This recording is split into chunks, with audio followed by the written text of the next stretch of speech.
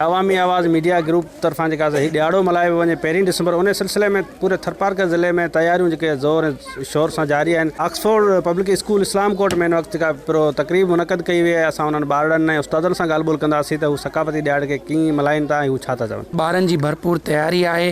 1 डिसंबर ते इहे ॿार रैली जी सूरत में हितां खां भरपूर जोश ऐं जज़्बे सां रैली कढंदा।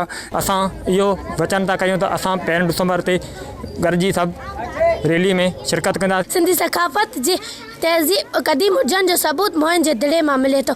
असांखे सिंधी हुजण ते फ़ख़ुरु आहे। सकाफ़ती ॾियारो तमामु ख़ुशी सां मल्हाए रहिया आहियूं। हिते स्पीच टेबल असां तमामु इंजॉय करे रहिया आहियूं। हिते तूं ॻाल्हि करी थो ज़ुल्फ़नि जी मां अणबण वारनि जी, तूं कूक सुणी थो कोयल जी मां पेट बुखायल ॿारनि जी, मां पेट बुखायल ॿारनि जी। न एल असांजो माली आ, न एल असांजो माली आ। ऐं मुंहिंजे चमन जो छा थींदो, बद ज़ौक़ जी हद में बाग़ रहियो मासूम गुलनि जो छा थी।